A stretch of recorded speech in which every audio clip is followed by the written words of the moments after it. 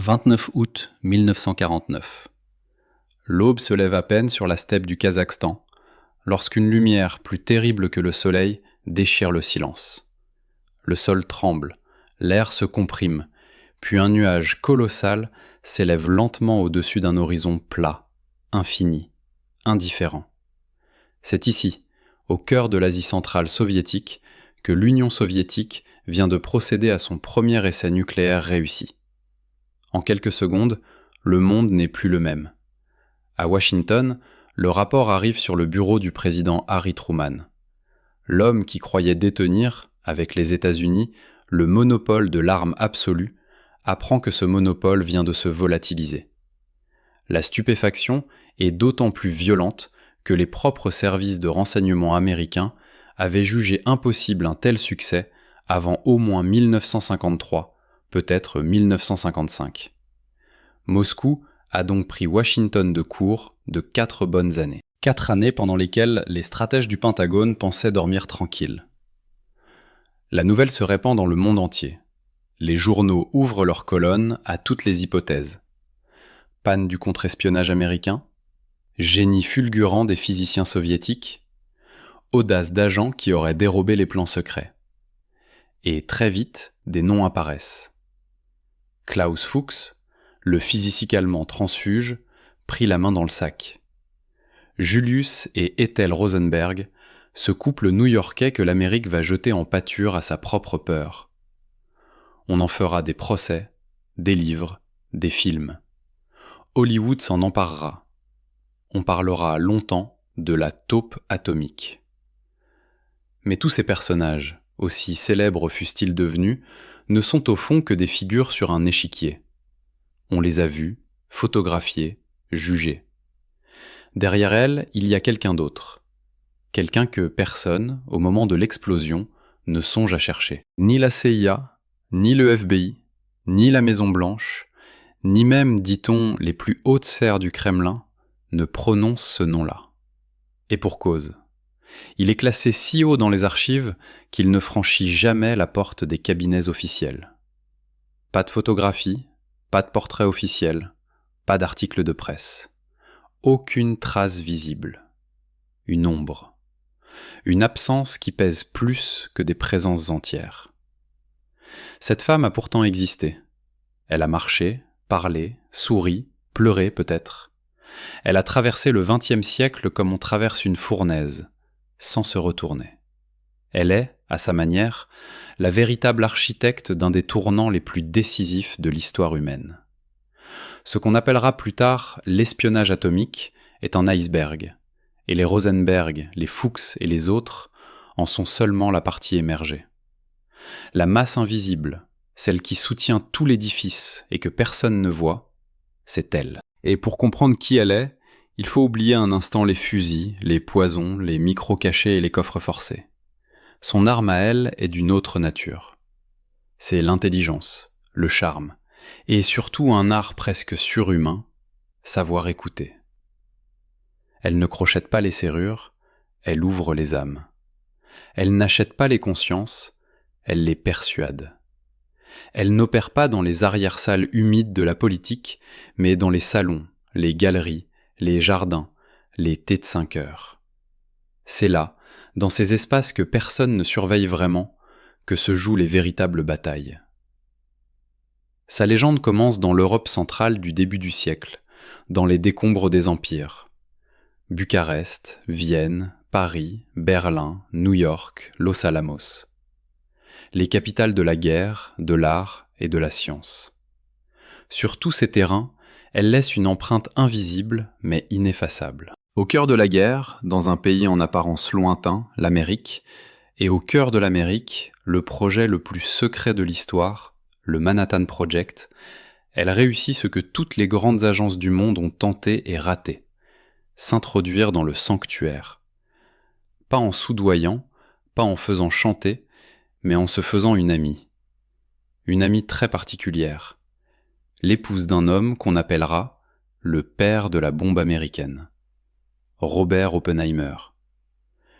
La femme à qui elle s'attache, qu'elle apprivoise, qu'elle comprend, c'est Catherine Oppenheimer, que ses intimes surnomment Kitty.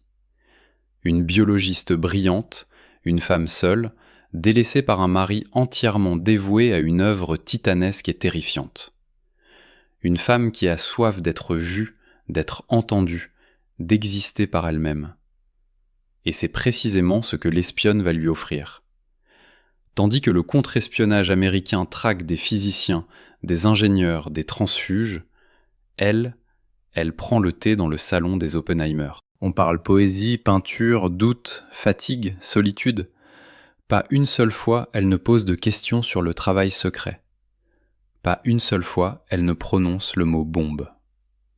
Et pourtant, c'est à travers cette amitié, par les confidences, par les silences partagés, par les frustrations d'une épouse esseulée, qu'elle obtient ce que toutes les grandes puissances du monde convoitaient. Elle ne brise pas les portes du Manhattan Project. Elle les entr'ouvre, jour après jour, par la porte dérobée de l'intime. Les services de sécurité cherchent un espion. Ils trouvent une amie. Un fantôme en robe du soir, un sourire, une main posée sur une autre main, et le monde vacille. Qui est cette femme ? D'où vient-elle ? Comment une seule personne a-t-elle pu se hisser, depuis l'anonymat le plus total, jusqu'au cœur battant du secret le mieux gardé du XXe siècle ? Son nom de code circule dans quelques notes manuscrites, dans des câbles chiffrés que Moscou détruit après lecture. Vardo. 5 lettres. Un mot qui sonne comme une promesse. Derrière ce pseudonyme se cache un lieutenant-colonel du renseignement soviétique, une femme d'une intelligence rare, d'une culture immense, d'un courage à toute épreuve. Vardo, c'est Elisaveta Zarubina. C'est sous ce nom qu'elle entre enfin dans l'histoire. Mais ce que ce nom recouvre, ce que cette femme a vraiment accompli, la manière dont une petite fille née dans une bourgade perdue de Bessarabie, à la frontière des empires, est devenue la reine invisible de l'espionnage mondial, voilà ce qu'aucun manuel scolaire n'a jamais raconté. Voici son histoire. Pour comprendre comment naît une femme pareille, il faut remonter très loin en arrière, jusqu'à l'épicentre de l'ouragan européen, au tout début du XXe siècle. C'est là, dans une petite ville du nord de la Bessarabie appelée Rezina, que tout commence. Rezina n'est qu'un point sur la carte, coincé entre des fleuves et des empires qui se disputent ces terres depuis des siècles. Mais c'est précisément ce qui rend l'endroit extraordinaire. En l'an 1900, la famille Rosenzweig vit dans ce melting pot de langues et de nations. Le père gère un domaine, il est de ces administrateurs rigoureux que l'Empire russe aime employer aux marches de ses territoires. La mère, comme tant d'autres femmes juives de la région, tient la maison avec la précision d'un chef d'orchestre silencieux. Autour d'eux, on parle roumain, russe, allemand, yiddish, parfois polonais. Les rues sont un babel permanent, un joyeux désordre de dialectes et d'accents. C'est dans ce bain sonore que vient au monde, en 1900, une petite fille qu'on prénomme Esther. Esther Rosenzweig. Très vite, quelque chose frappe les parents. La manière dont l'enfant absorbe les langues. Ce n'est pas un effort, c'est un jeu. Esther passe du russe au yiddish, du roumain à l'allemand, avec la facilité d'un oiseau qui change d'arbre. Les mots ne sont pas pour elle des outils, ce sont des fenêtres ouvertes sur des mondes différents. Ce don, qu'elle ne soupçonne pas encore, sera plus tard sa véritable arme. À l'école, la gamine fait preuve d'une vivacité qui dérange les instituteurs. Son esprit est tranchant, affûté comme une lame de rasoir. Elle ne se contente jamais des réponses toutes faites. Elle pose des questions qui font taire les adultes, pas par impertinence, mais par cette curiosité insatiable qui ne supporte pas les zones d'ombre. Les parents, qui ne sont pas riches mais qui croient à la valeur du savoir, décident de lui donner le meilleur possible. On quitte donc Rezina pour Tchernowitz, la petite Vienne, comme on l'appelle. Tchernowitz, capitale officieuse de la Bucovine, est l'une de ces cités d'Europe centrale où il fait bon respirer. Les façades impériales, les cafés élégants, les librairies foisonnantes en font un petit miracle d'équilibre entre les peuples. C'est là qu'Esther entre au lycée, puis à l'université. Elle choisit l'histoire et la philologie, Deux disciplines qui, à première vue, n'ont rien de très concret. Mais pour quelqu'un comme elle, ce sont des outils privilégiés. L'histoire apprend à déchiffrer les sociétés, à comprendre les mécanismes invisibles qui font s'effondrer ou s'épanouir les civilisations. La philologie, elle, est la science des mots, des nuances, des intentions cachées derrière chaque tournure de phrase. Esther comprend très tôt que la langue n'est pas qu'un moyen de communication, c'est la clé d'un peuple, d'une mentalité, d'une âme nationale. À 20 ans, elle parle couramment 6 langues, le russe, le roumain, l'allemand, le français, l'anglais, le yiddish. Elle comprend en outre plusieurs autres langues de manière passive. Ce n'est pas de l'érudition gratuite, c'est une manière d'être au monde. Le monde, justement, est en train de se déchirer. La Première Guerre mondiale balaie les vieux empires. La carte de l'Europe se redessine dans le sang. Et puis, en 1917, il y a la Révolution russe. Une promesse, disent certains, un monde nouveau, plus juste, plus égal. Un vertige, disent d'autres, la fin d'un monde connu. Pour une jeune fille juive de Bessarabie, brillante, idéaliste, assoiffée d'absolu, ce vent-là est irrésistible. Esther veut plus que comprendre l'histoire. Elle veut la faire. Les idées communistes, telles qu'elles circulent dans les cercles étudiants et intellectuels de l'après-guerre, lui apparaissent comme le chemin le plus logique, le plus honnête vers un monde meilleur. Et au début des années 20, elle quitte Tchernowitz pour Vienne. Vienne, en ce temps-là, n'est plus la capitale impériale d'autrefois. La guerre l'a fracassée, mais elle reste un creuset brûlant. Les cafés regorgent d'intrigues, les arrière-salles regorgent de complots. Dans cette ville blessée, où l'on croise à chaque coin de rue d'anciens aristocrates ruinés, des révolutionnaires, des espions de toutes les obédiences, Esther s'enfonce dans le travail clandestin du parti. C'est là, dans les appartements conspiratifs, dans les discussions fiévreuses, que des hommes de la nouvelle police politique soviétique, l'OGPU, la remarquent. Les envoyés de Moscou sont en quête, à travers toute l'Europe, d'un type d'agent très particulier. Ils n'ont que faire des simples soldats de la cause. Ils veulent des intellectuels, des idéalistes convaincus, des gens capables d'opérer au cœur même de l'adversaire. Esther Rosenzweig est exactement ce qu'ils cherchent. Une intelligence analytique de première force, un don linguistique qui confine aux prodiges, une conviction idéologique sans faille, et par-dessus tout, un charisme naturel, cette capacité rare de mettre les gens en confiance, de se faire oublier pour mieux observer. On lui propose de devenir un combattant invisible. Elle accepte sans hésiter. L'année est 1923. Un dossier est ouvert. Le tampon, strictement secret, est apposé en lettres rouges. Esther Rosenzweig, officiellement, cesse d'exister. À sa place naît un agent du renseignement soviétique. Et très vite, dans les couloirs feutrés de l'espionnage européen, un nom commence à circuler. Un nom court, sonore, élégant. Vardo. À Vienne, où elle arrive en 1924, l'air sent encore le café, la valse et la défaite. La ville est un chaudron d'anciens officiers, de politiciens véreux, d'industriels désœuvrés et d'espions de tous bords. C'est là que Vardo fait ses premières armes. Elle n'a ni expérience opérationnelle, ni réseau préexistant, ni grand nom derrière lequel s'abriter. Elle n'a que ses 6 langues, son esprit aiguisé et une idée révolutionnaire de ce que doit être le recrutement. À cette époque, les officiers de renseignement de la vieille école ne jurent que par le chantage, la corruption, la menace. Vardo emprunte un chemin radicalement différent. Elle est persuadée que l'agent le plus fiable n'est pas celui qui a peur, mais celui qui fait confiance. Elle ne cherche pas des hommes et des femmes aux abois, acculés par les dettes ou les vices. Elle cherche des idéalistes, des convaincus, des gens habités par une blessure intime ou une grande cause.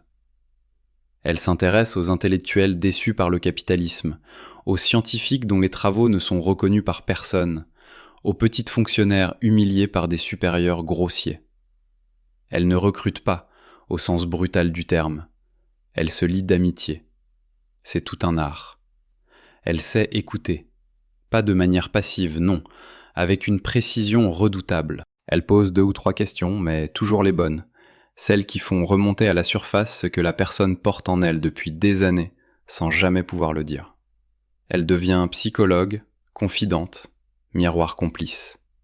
Chacun de ses amis a l'impression, après une conversation avec elle, d'avoir été enfin compris. À Vienne, elle repère un haut fonctionnaire de la police autrichienne. Officiellement, cet homme est un serviteur zélé de l'État. Mais en secret, il déteste les nazis, dont il voit la montée inexorable avec une terreur muette. Vardo se présente à lui comme une alliée dans la lutte. Elle lui donne le sentiment de faire œuvre utile, de résister depuis l'intérieur. Il devient l'un de ses premiers agents. Un peu plus tard, elle fait la connaissance d'un diplomate français, un homme cultivé, sincère, qui rêve d'un monde apaisé, plus juste. Vardo lui glisse, un soir, qu'un certain type d'information pourrait contribuer à empêcher une nouvelle guerre. Le diplomate n'a pas le sentiment de trahir. Il croit aider. Et c'est précisément ce qui rend la méthode Vardo si redoutablement efficace. La conscience des agents reste tranquille. Personne ne se sent manipulé. Personne ne se sent coupable. Moscou jubile. Les rapports que Vardo fait remonter sont d'une qualité que personne, dans les services, n'avait jamais vue. Un véritable réseau, ramifié, profond, est en place. Le talent de cette femme est devenu trop grand pour la seule Autriche. La prochaine étape, c'est Paris. Paris, fin des années 20. Capitale du monde, capitale des arts, capitale des exils. C'est ici que Vardo s'épanouit véritablement. Elle a quitté Vienne avec dans ses valises un réseau déjà performant et la réputation, dans les couloirs de l'OGPU, d'être un agent d'exception. Paris lui offre un terrain de jeu à la mesure de son talent. L'Europe politique s'y donne rendez-vous. Journalistes, militaires, diplomates, industriels, artistes, scientifiques, tout ce qui compte, tout ce qui sait, tout ce qui parle, passe un jour ou l'autre par les salons parisiens. Vardo s'y installe avec une aisance déconcertante. Elle abandonne le profil modeste de l'employée viennoise pour endosser celui d'une femme du monde, cultivée, spirituelle, infiniment séduisante. Son appartement devient un salon où l'on se presse. On y vient pour la conversation, pour l'esprit, pour cette atmosphère particulière que s'est créée une femme qui comprend aussi bien Picasso que les derniers scandales politiques. Elle reçoit avec une grâce qui désarme. Elle fait rire, elle fait réfléchir, elle fait parler. Et tandis que le champagne coule et que les conversations s'animent, les langues se délient. Car c'est bien de cela qu'il s'agit. Les langues se délient. À Paris, Vardo bâtit un réseau d'une ampleur qui stupéfie, jusqu'à ses supérieurs. Elle recrute un employé du service du chiffre du ministère français des Affaires étrangères. Grâce à lui, elle accède aux coulisses de la diplomatie française. Elle noue des amitiés durables dans l'entourage du Premier ministre, ce qui lui permet de saisir, en temps réel, les hésitations et les calculs de la politique française. Des contacts fiables apparaissent au sein de l'ambassade d'Allemagne, où l'on commence à murmurer, à s'inquiéter, à douter. D'autres, à la mission commerciale britannique, où circulent des informations économiques de première main. Dans les rédactions des grands quotidiens, enfin, où l'on capte les échos, les rumeurs, les non-dits. Personne, dans cet univers pourtant rompu aux manipulations, ne soupçonne un seul instant que la maîtresse de maison est en réalité un officier du renseignement soviétique, un lieutenant-colonel. Vardo a perfectionné son art. Son réseau est construit selon un principe rigoureux. Aucun agent ne connaît l'existence des autres. Chacun croit être un cas isolé, une relation personnelle. La structure, vue de l'extérieur, ressemble à un écheveau de fils épars.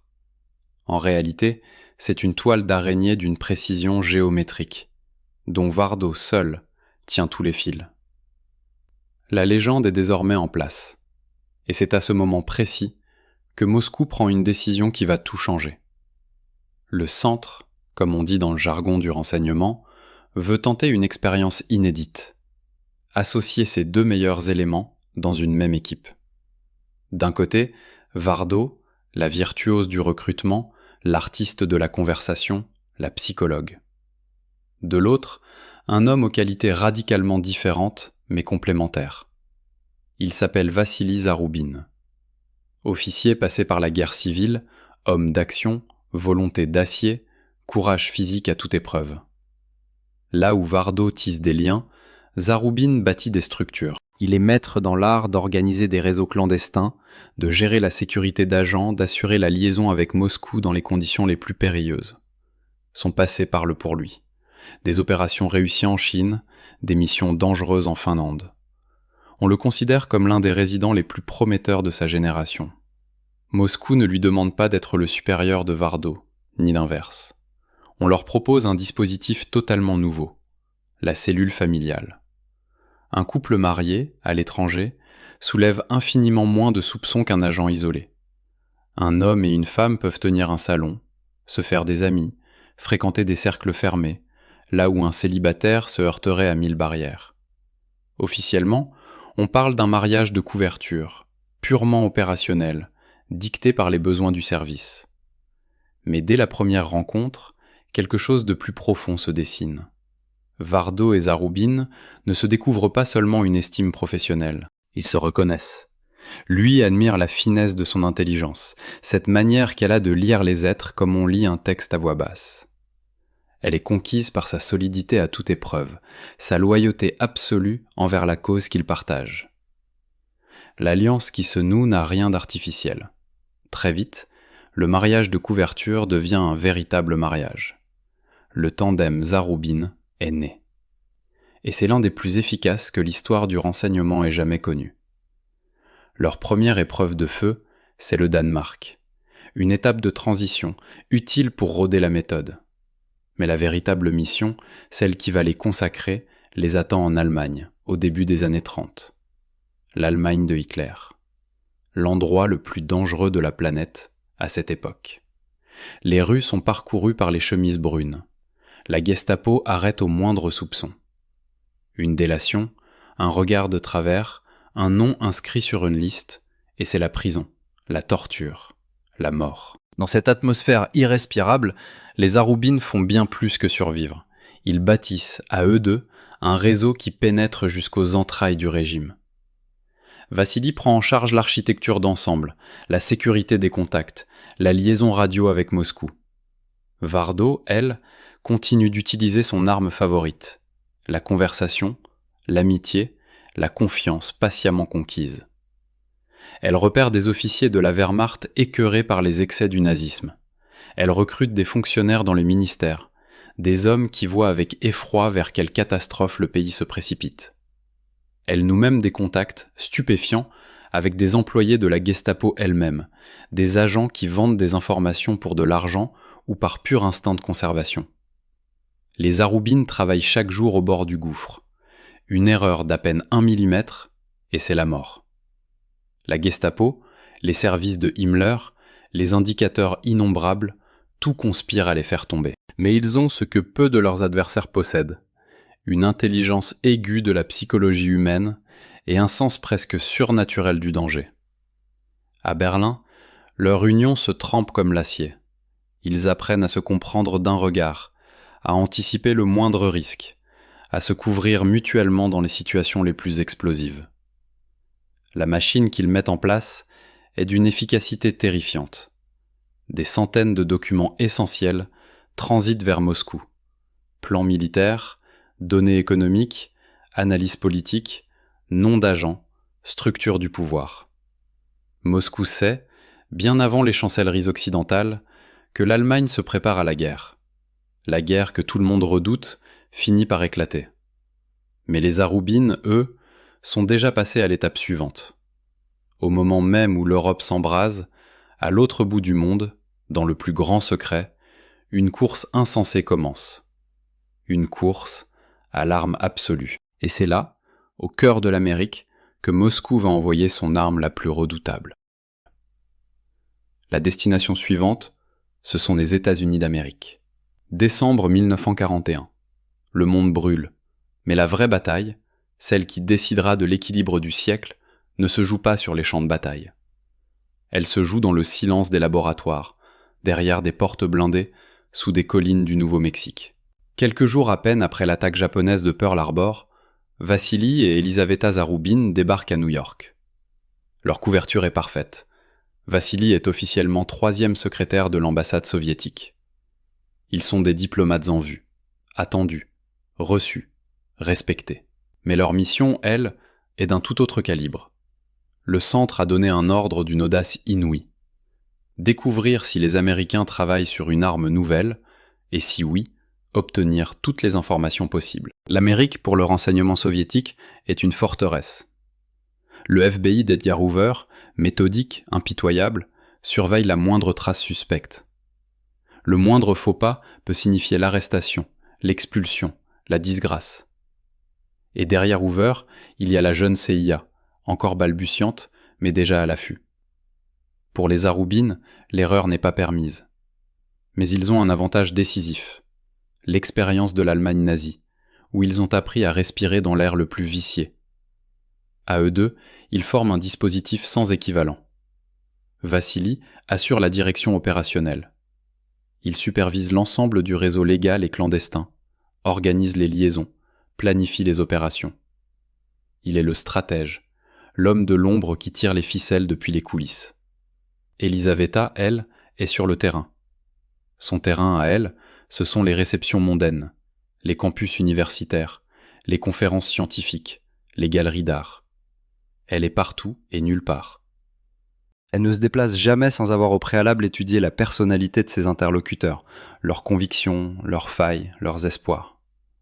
Sa cible principale, ce sont les scientifiques.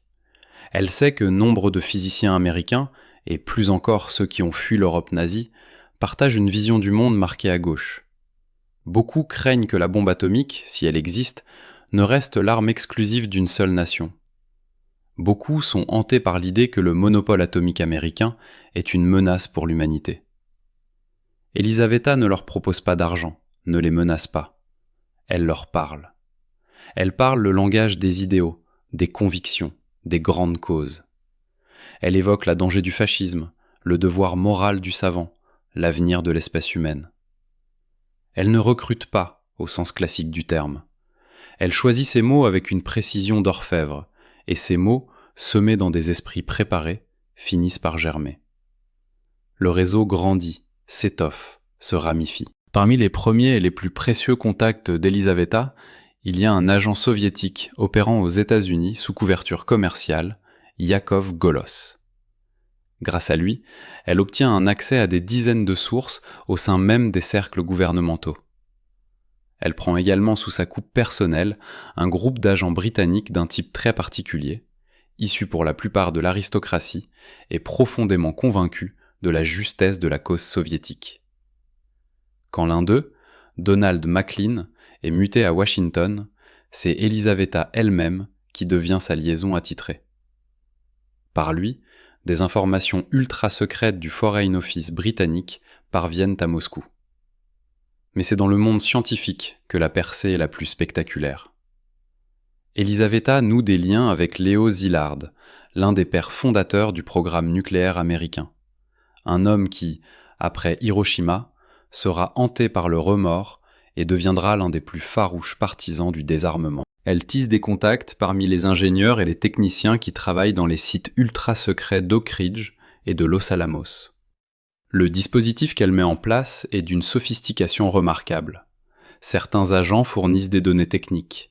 D'autres livrent des analyses sur le moral des équipes, sur les rivalités internes, sur les failles dans le système de sécurité. L'ensemble dessine, jour après jour, une image de plus en plus nette du projet Manhattan. Chaque rencontre est un risque absolu. Le FBI rôde, ouvre des dossiers, place des indicateurs. Mais Elisaveta est toujours un pas en avant. Elle change de visage au gré des occasions. Elle utilise des dizaines de pseudonymes. Elle dispose d'un véritable réseau d'appartements de contact. C'est un fantôme, un invisible, à la tête d'un véritable orchestre clandestin. À la fin de l'année 1943, Moscou ne doute plus. Les Américains sont sur le point de réussir. Des milliers de pages de documents techniques, de plans, de calculs, de schémas d'équipement ont transité par le canal des Aroubines. Mais il manque encore l'essentiel, le cœur du réacteur si l'on ose dire. Il faut s'approcher de l'homme qui pense le projet dans sa globalité, Robert Oppenheimer, le directeur scientifique du laboratoire de Los Alamos, le génie fragile, tourmenté, qui dirigera dans quelques mois la mise au point de la première bombe atomique de l'histoire. L'approcher directement, c'est signer son arrêt de mort. Oppenheimer est entouré d'une véritable muraille. Physique, avec ses gardes du corps, certes, mais surtout psychologique. C'est un homme absorbé par son travail 24 heures sur 24, un intellectuel hors du commun, à l'intuition presque surnaturelle pour démasquer les faussaires et les opportunistes. Elisaveta sait qu'il faut passer par la porte de derrière. Et cette porte, elle l'a identifiée très tôt, Catherine Oppenheimer, que ses amis appellent Kitty. Elisaveta ne se présente pas sur le seuil de la maison Oppenheimer avec un bouquet de fleurs. Elle agit avec une infinie subtilité. Elle sait que Kitty a conservé, malgré les années, des relations dans les milieux progressistes de l'intelligentsia américaine. Des amitiés nouées à l'époque où elle-même militait au Parti communiste.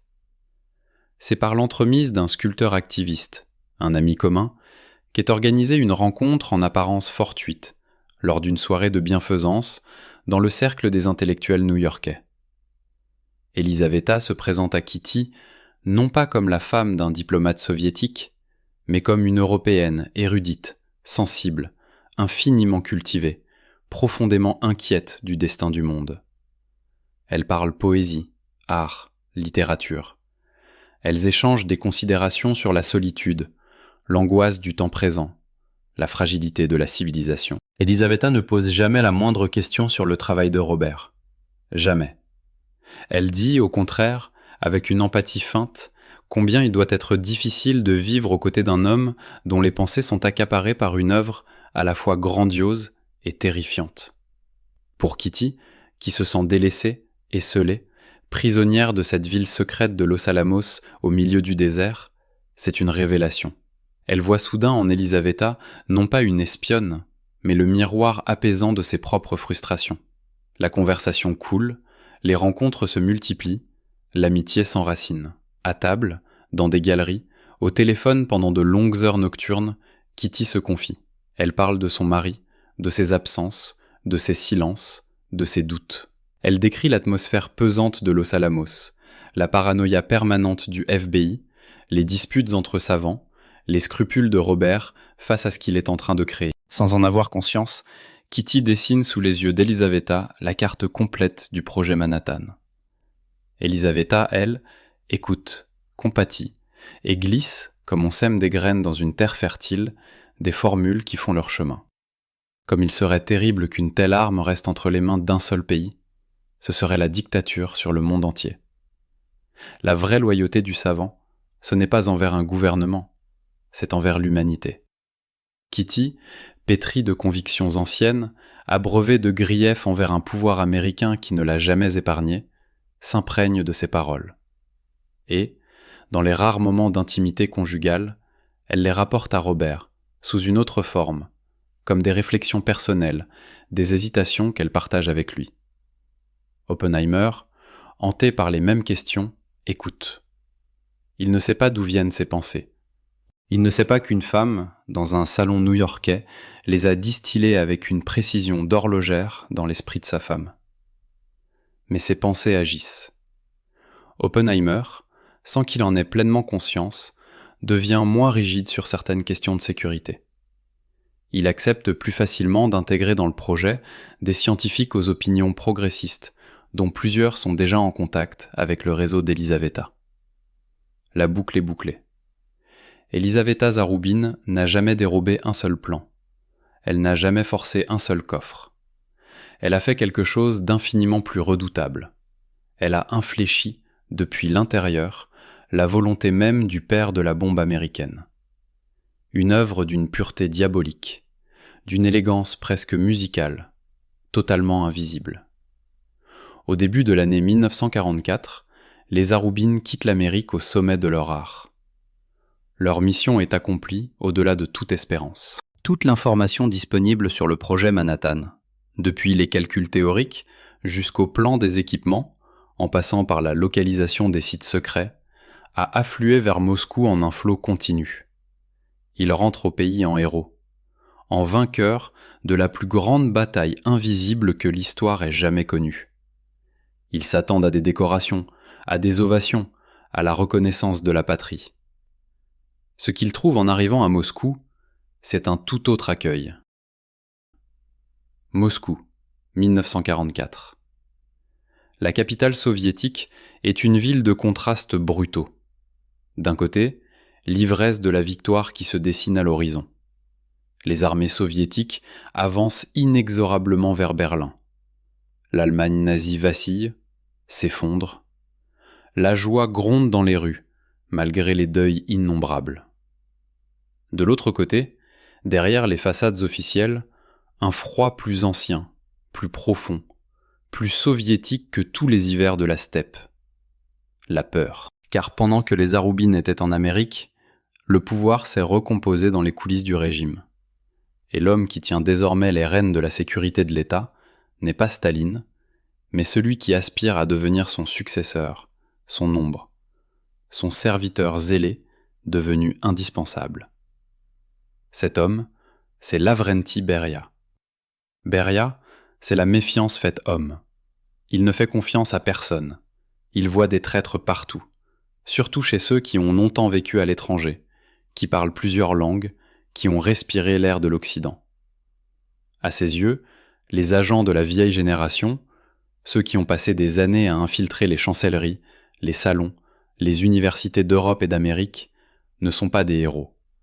Ce sont des suspects permanents, des hommes et des femmes peut-être déjà retournés par les services adverses, contaminés par l'air impur de l'étranger. Pour les Zaroubines, qui ont consacré leur existence entière au service de l'État soviétique, qui ont risqué leur vie 100 fois pour la patrie, ce retournement est proprement incompréhensible.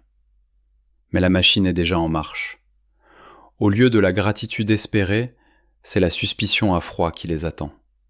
Au lieu d'un rapport triomphal sur la mission américaine, ce sont des interrogatoires. Beria ne s'intéresse pas aux résultats.